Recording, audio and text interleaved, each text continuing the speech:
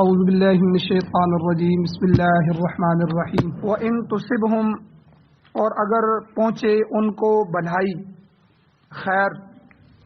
یہودیوں کو اور منافقین کو تو یقولو وہ کہتے ہیں هذه من عند اللہ یہ ہمیں اللہ کی طرف سے پہنچی ہے، اور وہ بھی یقین اور نظریے کے ساتھ نہیں بلکہ یعنی اتفاقی ہے۔ وَإِن تُصِبْهُمْ سَيِّئَةٌ تو اگر پہنچے ان کو کوئی برائی،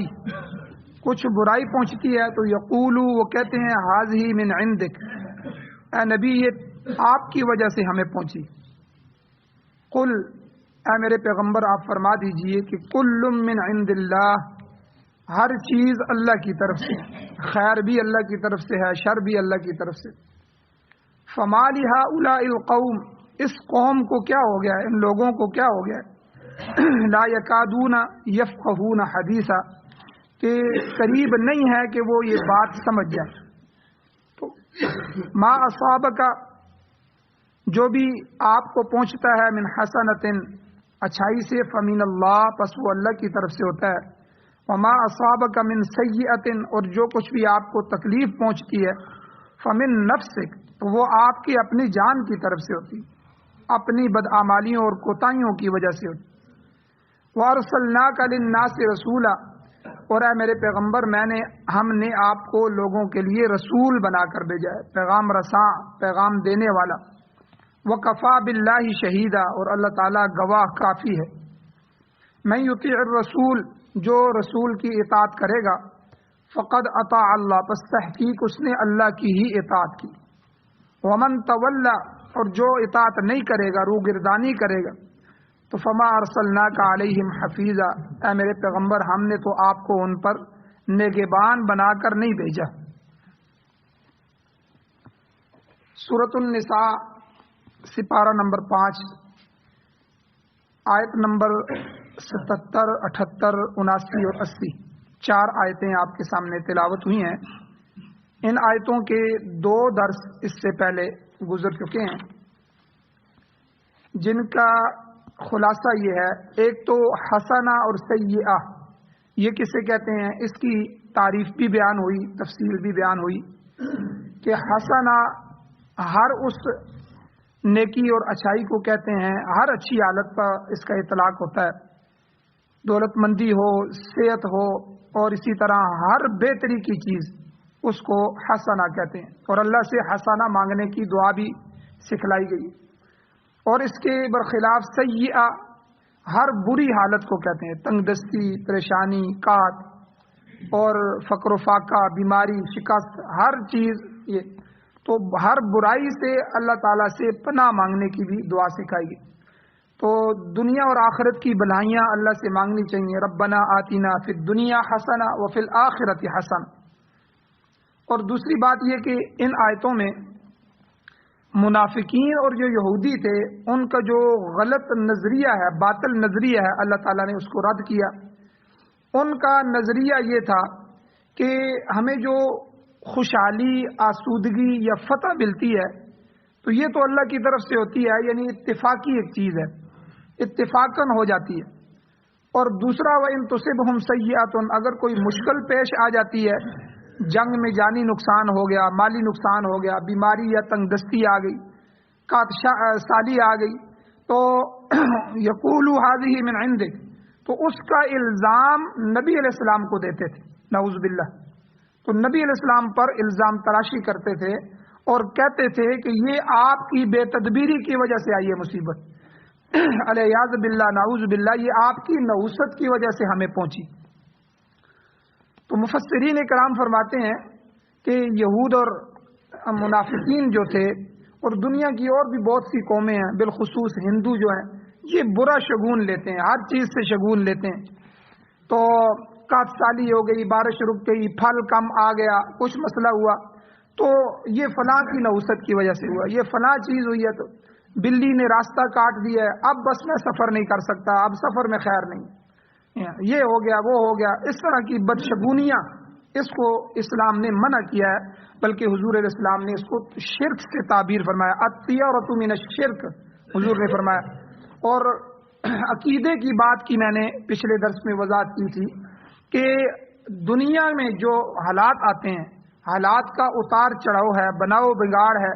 یہ اللہ کی مشیت اور اللہ کے ارادے سے ہوتی ہے۔ اللہ نہ چاہیں تو کوئی چیز نہیں ہوتی، اللہ چاہتے ہیں تو اس کو وجود دیتے ہیں، تو اللہ ارادہ کرتے ہیں تو وہ چیز ہوتی ہے۔ تو ان امور کی نسبت غیر اللہ کی طرف کرنا کہ فلاں کام کی وجہ سے نقصان ہو گیا، یا فلاں ایکشن کی وجہ سے، یا اس نے یہ عمل کیا تو نقصان ہو گیا، تو یہ گویا کہ شرک ہے۔ تو جو چیز اللہ کر رہے ہوں اس کو غیر اللہ پر ماننا، اللہ کی صفات کو غیر اللہ کے اندر ماننا، یہی شرک ہے۔ تو الطیرۃ من الشرک، یہ حدیث ہے، تو حضور نے خود اس کو بدشگونی کو شرک میں شمار کیا۔ تو گویا کہ یہاں یہود کا اور منافقین کا رد کیا ہے کہ تم برائی کو حضور علیہ السلام پر الزام دے دیتے ہو کہ یہ آپ کی وجہ سے ہوا ہے، تمہارا یہ عقیدہ درست نہیں ہے، آپ نے عقیدے کی اصلاح کرو۔ پھر آگے وضاحت کے ساتھ حضور سے اعلان کروایا کہ کل من عند اللہ، آپ اعلان کریں، آپ کہیں ان کو کہ ہر چیز اللہ کی طرف سے، حقیقی موجد، حقیقی خالق وہ اللہ ہے، اس کی قدرت اور اس کی مشیت اور چاہت کے بغیر کچھ نہیں ہو سکتا۔ اچھی حالت آ جائے یا بدحالی آ جائے، فتح ہو جائے یا شکست ہو جائے، صحت مل جائے یا بیماری آ جائے، ہر چیز کا خالق اللہ تعالیٰ ہے، لہذا سب کچھ اسی کی جانب سے ہے۔ تو من جانب اللہ یہ سب کچھ ہو رہا ہے۔ آگے منکرین کی بدبختی کو اللہ تعالیٰ نے یہاں فرمایا۔ اللہ تعالیٰ فرماتے ہیں اتنی حقیقتیں ہم بیان کرتے ہیں قرآن مجید میں، کھول کھول کے ہر چیز کو بیان کر دی ہے، ان حقائق کے باوجود فما لہؤلاء القوم، ان لوگوں کو کیا ہو گیا، اس قوم کو کیا ہو گیا، منافقین اور یہودیوں کو، لا یکادون یفقہون حدیثا، کہ یہ کوئی بات سمجھتے ہی نہیں ہے اور قریب بھی نہیں ہے کہ یہ بات کو سمجھنے کی کوشش کریں گے یا سمجھیں گے۔ تو اس طرح یہود اور منافقین کی گویا کہ اللہ تعالیٰ نے مذمت بیان کی ہے کہ یہ لوگ کیسی الٹی باتیں کرتے ہیں، کوئی راحت اور اچھائی کی بات پہنچے تو اسے اتفاقی بات کہہ دیتے ہیں، اور تکلیف کا سامنا ہو جائے تو اللہ کے رسول پر الزام دیتے ہیں۔ اب اصل میں منافقین نے حضور پر یہ اپنی جگہ اعتراض کیا تھا کہ غزوہ احد میں جو مسلمانوں کو شکست ہوئی، نقصان کا سامنا کرنا پڑا، وہ کہتے ہیں وہ حضور کی وجہ سے ہوا۔ وہ اصل میں یہ کہنا چاہتے تھے، عبداللہ ابن ابی ابن سلول یہ منافقوں کا سردار تھا، تو غزوہ احد جب ہوا تو اللہ کے نبی صلی اللہ علیہ وسلم نے ہمیشہ مشورہ لیتے تھے صحابہ سے، تو مشورہ لیا۔ مشورے میں یاد رکھیں کہ جب کسی سے مشاورت ہو رہی ہو تو وہ صرف مشورہ ہوتا ہے، حکم نہیں ہوتا۔ مشورہ دینے والے حکم نہیں دے سکتے، وہ مشورہ دے سکتے ہیں۔ پھر امیر اور بڑے کے دل میں اللہ جو ڈال دیں یا جو وہ مناسب سمجھے یا حکمت عملی کے تحت حالات کے مطابق جس طرح کا بھی وہ فیصلہ کر دے، وہ دونوں طبقوں کو، تینوں طبقوں کو جو اختلاف رائے رکھتے ہیں سب کو قبول ہونا چاہیے کہ وہ آخری رائے ہوتی ہے۔ لیکن منافقین نے مشورہ دیا کہ ہم مشورہ یہ دیتے ہیں کہ مدینہ نہ چھوڑا جائے، مدینے کے اندر رہ کر ان سے لڑائی کی جائے، ان کو ہمارے شہر کے اندر داخلہ نہ دیا جائے۔ اور دوسرے جو نوجوان خاص کر کے غزوہ بدر میں شریک نہیں ہو سکے تھے یا اس طرح کے دوسرے صحابہ تھے، انہوں نے مشورہ دیا کہ نہیں، ہمیں باہر جا کر احد کے میدان میں یہ لڑائی لڑنی چاہیے، کھلے میدان میں جنگ ہونی چاہیے۔ اب یہ مشورہ ہو گیا تو اب جب نکلنے لگے تو عبداللہ ابن ابی منافق جو تھا، تقریباً 250 کے قریب مسلمان کئی نئے تھے، ان کو بھی پھسلا کر، کئی منافقین تھے ان کو لشکر سے توڑ دیا، اور جواز یہ سامنے رکھا کہ دیکھو یہ ان کے دماغ خراب ہے، یہ میدان میں لڑنا چاہتے ہیں، ان کی تعداد زیادہ ہے، اور وہاں جا کے یہ جو ہے لڑائی کریں گے اور اپنے آپ کو گویا کہ ہلاکت کے اندر ڈال رہے، تو بھئی ہم تو نہیں جاتے۔ ہم نے مشورہ دیا تھا مدینہ میں رہ کے لڑنے کا، تو حضور نے ہمارا مشورہ قبول نہیں کیا، اور ان چھوکروں کا، نئے نوجوان لڑکوں کا حضور نے مشورہ قبول کر لیا۔ تو یہ منافقین، حالانکہ نبی علیہ الصلوۃ والسلام کے اوپر صحابہ کرام جان چھڑکتے تھے اور حکم بھی یہی تھا کہ حضور کی ہر بات کو تسلیم کیا جائے، تو قرآن مجید نے تو حضور کو وشاورہم فی الامر کا حکم دیا تھا کہ آپ ان سے مشورہ لے لیا کریں، حضور نے اسی کے تحت مشورہ لیا۔ لیکن حالات کو سامنے رکھتے ہوئے حضور علیہ الصلوۃ والسلام نے باہر لڑنے کا فیصلہ کیا۔ اصل میں یہاں حضور علیہ السلام کی بھی مرضی یہی تھی کہ یہاں مدینہ میں ہی لڑا جائے، لیکن کچھ زور نوجوانوں کا اس طرح کا تھا، شوق اور ذوق اس طرح کا تھا کہ حضور علیہ الصلوۃ والسلام پہلے یہ بات کر چکے تھے، پھر حضور ان کی وجہ سے اندر گئے اور زرہ پہن دی۔ جب زرہ پہن کے باہر آئے تو پھر ان کو سمجھ آ گئی کہ حضور علیہ السلام یہاں لڑنا چاہتے تھے، ہم نے تھوڑا سا جذبات دکھائے، حضور نے ہمارے جذبات کی قدر کی۔ انہوں نے کہا حضور اب آپ جیسے فیصلہ کر دیں، آپ یہاں لڑنا چاہیں تو ہم یہاں لڑیں گے، باہر جا کے لڑنا چاہیں تو ہم باہر لڑیں گے۔ تو حضور نے فرمایا کہ نہیں، جب پیغمبر زرہ پہن لیتا ہے تو اس کے لیے اب زرہ اتارنا جائز نہیں، کیونکہ ظاہر بات ہے جب مدینے میں لڑنا ہوتا تو پھر زرہ کی جب ضرورت پڑتی تو میں پہنتا، لیکن اب میدان جہاد کے لیے، آگے میدان کے لیے زرہ پہن چکا ہوں، اب لشکر نے نکلنا ہے۔ تو بہرحال یہاں پھر منافقین نے جب غزوہ احد ختم ہوا تو مسلمانوں کا بڑا نقصان ہو گیا، جانی نقصان ہوا، جو ہے 60-70 کے قریب مسلمان شہید ہوئے۔ تو منافقین کو یہ باتیں کرنے کا عذر مل گیا، انہوں نے کہا کہ دیکھو ہم نے نہیں کہا تھا۔ تو اس وقت کہتے تھے کہ یہ نبی علیہ السلام کی بے تدبیری کی وجہ سے، ان کی جو ہے فیصلے کی وجہ سے یہ ہوا ہے۔ تو اللہ تعالیٰ نے قرآن مجید میں یہاں ان کا رد کیا کہ غزوہ احد میں حضور نے تو غلطی نہیں کی تھی، حضور علیہ الصلوۃ والسلام نے تو خود یہ کہا تھا کہ یہ جو سامنے پہاڑ کے درمیان جو درہ ہے، اس درے کو کسی حالت میں نہیں چھوڑنا۔ 40 کے قریب جو لشکر کے فوجی تھے، سپاہی تھے، مجاہد، ان کو حضور علیہ السلام نے وہاں لگایا اور کہا کہ جو کچھ بھی ہو جائے، فتح ہو یا شکست ہو، تم نے یہ درہ نہیں چھوڑنا۔ اور شروع میں مسلمانوں کو فتح ہو گئی، کافر میدان چھوڑ کے بھاگ گئے، تو یہ تو حضور کی تدبیر سے بالکل ٹھیک ہوا۔ لیکن اوپر جو درے میں کھڑے ہونے والے جو تیر انداز تھے،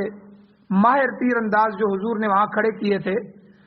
انہوں نے آپس میں مشورہ کیا، انہوں نے کہا کہ دیکھو نیچے مال غنیمت جمع ہو رہا ہے اور مسلمان میدان میں جمع ہو رہے ہیں اور کافر بھاگ گئے ہیں، اوپر پہاڑ سے نظر آ رہا ہے، تو اس لیے ہمیں اب اتر جانا چاہیے۔ تو جو ان کے امیر تھے انہوں نے کہا کہ نہیں، رسول اللہ صلی اللہ علیہ وسلم نے فرمایا تھا کہ ہم نے کسی حالت میں بھی نہیں اترنا۔ تو دوسرے صحابہ نے اور دوسرے مجاہدین نے اختلاف کیا، انہوں نے کہا کہ دیکھو حضور کا مقصد یہ تھا کہ جب تک جنگ ہو رہی ہو تو جنگ کی حالت میں نہیں اترنا، جنگ تو ختم ہو چکی ہے۔ اب وہ جو ہے آدھے سے زیادہ نیچے اتر گئے۔ اب حضرت خالد بن ولید رضی اللہ تعالیٰ ابھی تک مسلمان نہیں ہوتے اور یہاں ہی شکست کھا کے بھاگ رہے تھے، کافروں کے ساتھ تھے، بڑے جنگجو تھے۔ انہوں نے دیکھا کہ وہ جو درہ ہے وہ درہ خالی ہو گیا ہے، تو انہوں نے پھر پلٹ کے کافروں کو جمع کر کے دوبارہ اس درے سے جا کے حملہ کیا، اور وہ درہ ایسے تھا کہ مسلمان پہاڑوں کے درمیان بند ہو گئے۔ اب اوپر سے ان کے تیر انداز بیٹھے ہوئے ہیں اور ساتھ ہی وہ میدانوں میں اتر گئے۔ اب بالکل میدان کا جو نقشہ تھا وہ نقشہ سارا بدل گیا، پلٹ گیا۔ تو اب بالکل جو فتح تھی وہ شکست میں بدل گئی، اور اسی جنگ میں حضور علیہ السلام کے دندان مبارک بھی شہید ہوئے، حضور کا چہرہ مبارک بھی زخمی ہوا، حضور علیہ السلام کی شہادت کی افواہ بھی اڑ گئی، مسلمانوں کے حوصلے بھی پست ہو گئے، اور 70 کے قریب جو ہے وہ شہید بھی ہوئے۔ تو یہ جو چیزیں ہوتی ہیں تو یہ ہماری عبرت کے لیے اور ہمارے سبق کے لیے اللہ تعالیٰ جو ہے وہ ارشاد فرماتے ہیں، اور ایسے واقعات ہوتے ہیں۔ تو بہرحال یہاں انہوں نے جو اعتراض کیا تھا تو قرآن مجید میں حضور علیہ السلام نے اور اللہ تعالیٰ نے اس کا رد کیا کہ حضور نے تدبیر تو ٹھیک کی تھی، تو وہ تو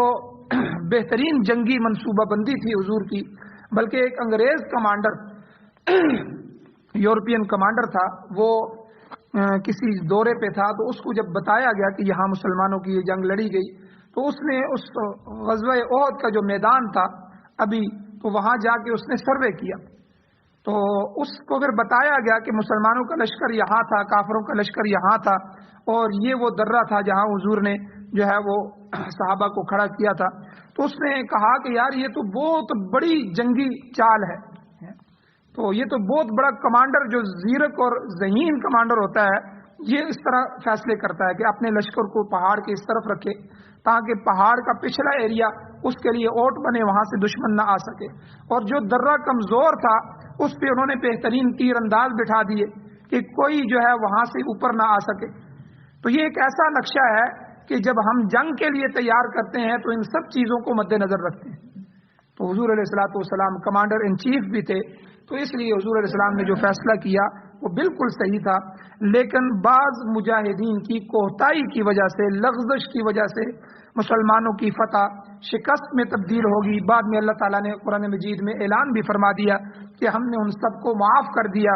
اور وہ نبی کے مخلص صحابہ ہیں، اس لیے کسی کو بات کرنے کی اجازت نہیں۔ اور اسی طرح منصب نبوت پر اعتراض کرنا یہ بہت بڑی گستاخی ہے، بلکہ کفر ہے کہ حضور علیہ السلام کی کسی بات پر اعتراض کیا جائے۔ اور منافقین اسی وجہ سے کافر تھے کہ ہے تو مسلمانوں کی صفوں میں تھے، کلمہ پڑھتے تھے، سب کرتے تھے، لیکن حضور علیہ السلام، اللہ تعالیٰ نے فرمایا کہ اللہ کے نبی کی باتوں کو دل سے تسلیم کرو۔ مسلمان کے لیے اسلام کو دل سے قبول کرنا یہ فرض ہے، ضروری ہے۔ پھر بعد میں عملی کوتاہی ہو جائے، عملی طور پہ اس میں عمل نہ کر سکے، نماز نہ پڑھ سکے یا کوئی فرائض چھوڑ دے، تو یہ اس کی عملی کوتاہی شمار ہوگی، اس پر اس کو سزا دی جائے گی، اللہ کے ہاں پوچھ ہوگی، لیکن انسان کافر نہیں ہوگا، کیونکہ وہ نماز کو تسلیم تو کرتا تھا، مانتا تو تھا کہ یہ اللہ کے فرائض میں سے۔ تو اس لیے اسلام کے سارے حصوں کو ماننا اور حضور علیہ السلام کے ہر عمل کو ماننا، اللہ کے احکامات کو ماننا یہ ضروری ہے۔ اسی کو ایمان کہتے ہیں، ایمان مجمل، ایمان مفصل میں یہی صفات ہے۔ ایمان لے آئے، پھر اس کے بعد آمنو وعملوا الصالحات، ایمان لے آؤ، پھر وعملوا الصالحات، نیک اعمال کرو، ان پر عمل شروع کر دو۔ پھر عملی کمزوری جب آئے گی تو اللہ تعالیٰ جو ہے توبہ سے معاف بھی کر دیں گے، اور اگر معافی نہ ہوئی تو کم از کم جو ہے سزا بھگت کے جنت میں تو ضرور جائے گا۔ لیکن اگر ایمان میں ہی کمزوری ہوئی، اسلام پر ہی شبہات پیدا ہو گئے، اسلام کے احکامات کو ہی رد کر دیا، انکار کر دیا، تو انسان کا ایمان بھی چلا جاتا ہے، انسان کفر میں داخل ہو جاتا ہے۔ تو بہرحال اللہ تعالیٰ نے انسانوں کی تعدیب کے لیے یہاں فرمایا ما اصابک من حسنۃ فمن اللہ، آپ کو جو بھی بھلائی پہنچتی ہے تو یہ بھلائی، نیکی کا پہنچنا یہ اللہ کا فضل اور احسان ہے، کسی انسان کا اپنا کمال نہیں ہے۔ ہم کسی چیز کو اپنا کمال سمجھیں کہ یہ مجھے دولت مل گئی ہے، یہ میری تجارت چل رہی ہے، یہ نہیں۔ بڑے بڑے مالدار لوگ اللہ تعالیٰ نے راتوں رات ان کے جو ہے ہر چیز کو تباہ کر دیا، اور صبح اٹھے تو وہ غربت کی لکیر سے نیچے تھے۔ تو اس لیے یہ کوئی انسان کا کمال نہیں، کوئی بھی نیکی بھلائی پہنچے تو اللہ نے فرمایا ما اصابک من حسنۃ، جو بھی بھلائی پہنچتی ہے تو فمن اللہ، یہ اللہ کی طرف سے ہوتی ہے۔ خدا کا فضل شامل حال نہ ہوتا تو نہ تم کو وجود ملتا، نہ کوئی دوسری نعمت میسر آتی۔ ہمارا وجود بھی اللہ کا عطا کردہ ہے، یہ بھی اللہ کا فضل ہے کہ اللہ نے ہمیں پیدا فرمایا، پھر انسان پیدا فرمایا۔ کوئی جانور پیدا کر دیتے تو تب بھی ہمارا تو کوئی زور نہیں۔ انسان انسانی شکل میں پیدا ہونے میں بھی تو ہمارا کوئی کمال نہیں ہے، ہمارا کوئی زور نہیں ہے، کوئی درخواست نہیں ہے۔ تو ہمارا وجود جو ہے یہ بھی اللہ کی نعمت، اور جتنی باقی نعمتیں ہیں یہ بھی اللہ کی طرف سے۔ جیسا کہ اللہ تعالیٰ نے قرآن مجید میں دوسری جگہ فرمایا، سورہ لقمان کے اندر اللہ فرماتے ہیں وَأَسْبَغَ عَلَيْكُمْ نِعَمَهُ ظَاهِرَةً وَبَاطِنَةً، اس نے تمہارے لیے ظاہری اور باطنی نعمتیں مکمل بنائی ہیں، یعنی اللہ نے ظاہری نعمتیں بھی تم کو دی ہیں، باطنی نعمتیں بھی دی ہیں، یہ اللہ کی طرف سے۔ اور دوسری جگہ سورہ نحل کے اندر اللہ فرماتے ہیں وَمَا بِكُم مِّن نِّعْمَةٍ فَمِنَ اللَّهِ، تمہیں جو بھی نعمت پہنچتی ہے سب اللہ کی عطا کردہ ہے، آرام ہے، راحت ہے، آسودگی ہے، خوشحالی ہے، سب اللہ کا فضل۔ اور جو برائی پہنچتی ہے اس کے بارے میں اللہ نے کیا فرمایا کہ وَمَا أَصَابَكَ مِن سَيِّئَةٍ فَمِن نَفْسِكَ، تم کو جو تکلیف یا برائی پہنچتی ہے تو انسان کا فرض ہے کہ وہ اسے اپنی کوتاہی پر محمول کرے، کہ ضرور ہم سے کوئی لغزش ہو گئی ہے جس کی وجہ سے مجھ پر یہ مصیبت آ گئی ہے، کیونکہ ہر چیز کا خالق اور موجد تو اللہ ہے۔ البتہ اس نے کسب کرنے کا اختیار، اس چیز پر عمل کرنے کا اختیار انسان کو دیا ہے. تو اگر کوئی تکلیف پہنچے تو سمجھ لینا چاہیے کہ اس کے اپنے ہی اعمال کا نتیجہ ہے، اور جب کوئی نعمت ملے تو سمجھ لینا چاہیے کہ اللہ تعالیٰ کی خاص مہربانی ہے، وگرنہ ہم تو اس کے مستحق نہیں تھے کہ اللہ نے ہمارا بغیر استحقاق کے ہمیں یہ نعمت عطا فرما دی. تو امام حسن بصری رحمۃ اللہ علیہ ان کا قول ہے، یہ فرماتے تھے اگر کسی دن میرا گھوڑا جو میں نے اپنا گھوڑا رکھا ہوا ہے گھر میں وہ بھی میرے خلاف ہو جائے اور بدک جائے اور مجھے اوپر بیٹھنے نہ دے، تو فرماتے ہیں میں فوراً اپنے گناہوں کی طرف خیال کرتا ہوں کہ یہ میری چیز ہو کے سدھایا ہوا ہے، میرا اپنا گھوڑا ہے، مجھے پہچانتا ہے، پھر بھی آج میرا حکم نہیں مان رہا، تو یہ بھی میری کسی کوتاہی کی وجہ سے. یہ لازمی، کیونکہ یہ ساری اللہ کی مخلوق ہے. اگر آپ کی اولاد نافرمان ہو گئی ہے، آپ کا کہنا نہیں مان رہی، تو سمجھ لیں آپ کی کوئی گناہ ایسے ہیں کہ جس کی وجہ سے اللہ نے ان کو آپ کے خلاف کر دیا. آپ کا کوئی بھی عمل ایسا ہے تو یہاں یہی فرمایا ما اصابک من سیئۃ، برائی جو آپ کو پہنچ رہی ہے فمن نفسک، تو وہ آپ کی کوتاہیوں، آپ کی اپنے جان کی وجہ سے، آپ کی بدعمالی اور کوتاہی کی وجہ سے ہو رہا ہے. تو اولاد کا نافرمان ہونا، مالی پریشانی کا آ جانا، بیوی کا ناموافق ہو جانا، یا کسی طرف سے حالات کا سامنا کرنا، تو یہ سب جو ہے انسان کی اپنے گناہوں کی وجہ سے ہوتا ہے، ان کی نحوست ہوتی ہے. تو اس لیے ان حالات میں بندہ کیا کرے؟ کوئی تعویذ کام نہیں آئے گا، استغفار کرے، جو گناہ کر رہا ہے اس گناہوں سے توبہ کر لے، ان گناہوں کو چھوڑ دے، اور پچھلے جو ہو چکے ہیں ان پر اللہ سے استغفار کرے. حقوق اللہ جو ہیں اگر ان کے اندر کوتاہی ہوئی ہے ان کو ادا کرنا شروع کر دے. پچھلے نمازیں رہ چکی ہیں، نمازیں ساتھ ساتھ پڑھنا شروع کر دے. اگر حقوق العباد میں کوتاہی کی ہے تو کسی بندے کا حق دبا رکھا ہے، کسی بندے کا حق مارا ہے، ٹھیک ہے، تو اس کو فوراً ادا کرے، ان کو دے. تو ان حقوق کو ادا کرے اور استغفار کرے، اللہ تعالیٰ اس پر خوشحالی لے آئے. تو یہ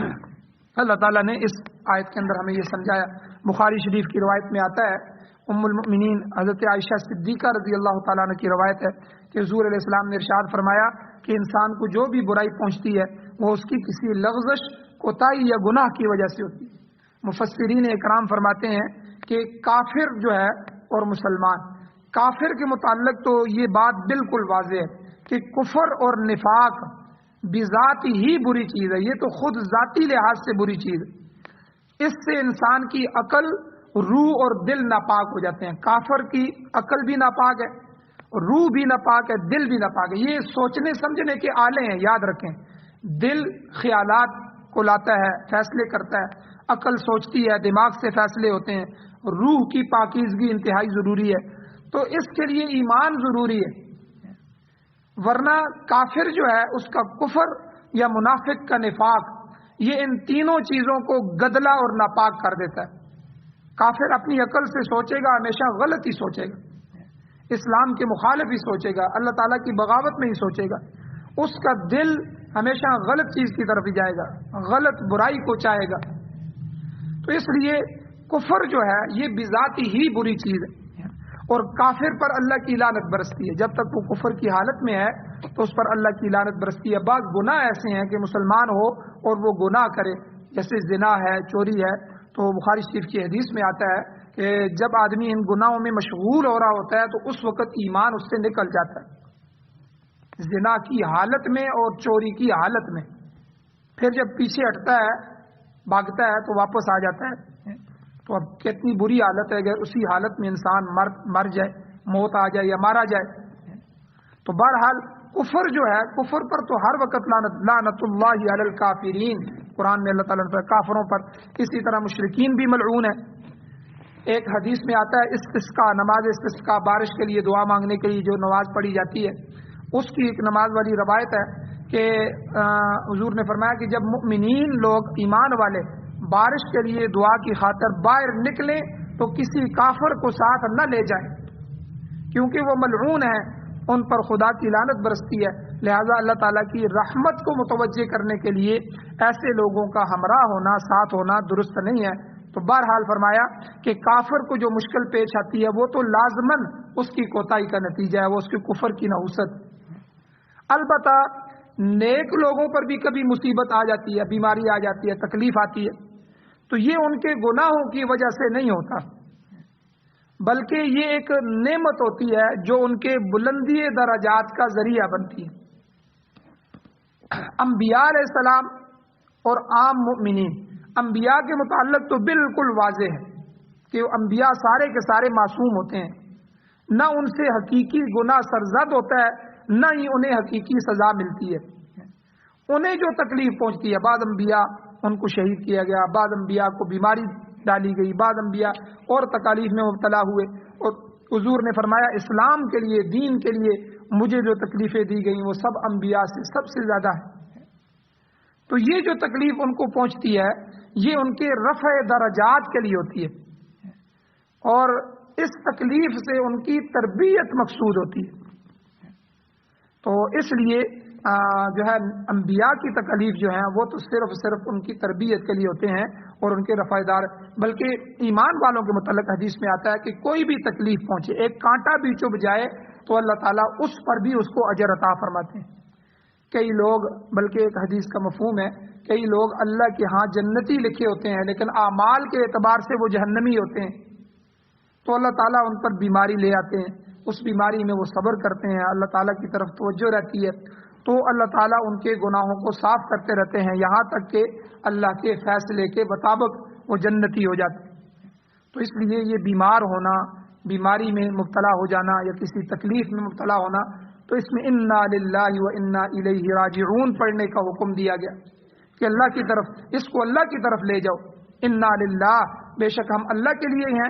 انا الیہ راجعون، اسی کی طرف ہم نے لوٹ کے جانا ہے۔ تو یہ سب کچھ تو اللہ ہی کا ہے، اگر نفع ہو گیا تو تب بھی اللہ کی طرف سے اس کا شکر ہے، نقصان ہو گیا تو تب بھی اللہ کی طرف سے لکھا ہوا تھا، تو میں تو اس پہ راضی ہوں، اللہ اگر راضی ہیں۔ تو بہرحال یہاں جو ہے اللہ تعالیٰ نے حضور علیہ الصلوۃ والسلام کو آگے فرمایا وَأَرْسَلْنَاكَ لِلنَّاسِ رَسُولًا، کہ ہم نے تو آپ کو انسانوں کے لیے اور جنات کے لیے میرے پیغمبر رسول بنا کر بھیجا۔ تو اللہ کا رسول حقیقت میں اپنی اطاعت نہیں کرواتا، بلکہ وہ اللہ تعالیٰ کی فرمانبرداری کرواتا ہے۔ رسول تو اللہ کا پیغام اس کی مخلوق تک پہنچاتا ہے، وہ خود بھی اس پر عمل کرتا ہے، خود بھی اس پر عمل کرنا اس پر فرض ہوتا ہے، تو تاہم عامر جو ہے، امر دینے والا، وہ اللہ تعالیٰ ہی ہے۔ تو یہاں پر یہ نقطہ سمجھا دیا کہ کسی شخص کے لیے یہ روا اور جائز نہیں ہے کہ وہ خدا کے نبی کا معارضہ کرے، مقابلہ کرے یا اس پر الزام لگائے۔ انسانیت اور شرافت کا تقاضا یہ ہے کہ انسان ہر مشکل میں جو ہے جب تکلیف آئے تو اپنی کوتاہی پر نظر کرے۔ تو آگے اللہ تعالیٰ نے رسول کی اطاعت کا حکم دیا ہے، انشاءاللہ اس پر تھوڑی سی گفتگو کل کے درس میں کی جائے گی۔ اللہ تعالیٰ سے دعا ہے اللہ ہمیں عمل کی توفیق عطا فرمائے، آمین۔ الحمدللہ رب العالمین والعاقبۃ للمتقین والصلاۃ والسلام علی رسولہ النبی الامی الکریم۔ یا اللہ ہماری کمیوں کوتاہیوں کو معاف فرمائیے، درگزر فرمائیے، صغیرہ کبیرہ گناہوں کو معاف فرمائیے، قرآن و سنت کی حکومت نصیب فرمائیے، یا اللہ خلافت راشدہ نصیب فرمائیے، جو حضرات بیمار ہیں ان کو شفا عطا فرمائیے، پریشان حالوں کی مدد و نصرت فرمائیے، جو ایمان کی حالت سے اس دنیا سے جا چکے ہیں یا اللہ ان سب کی بخشش فرمائیے۔ صلی اللہ تعالی علی خیر خلقہ محمد وآلہ وآل بیتہ وازواجہ وذریتہ وعترتہ اجمعین برحمتک یا ارحم الراحمین۔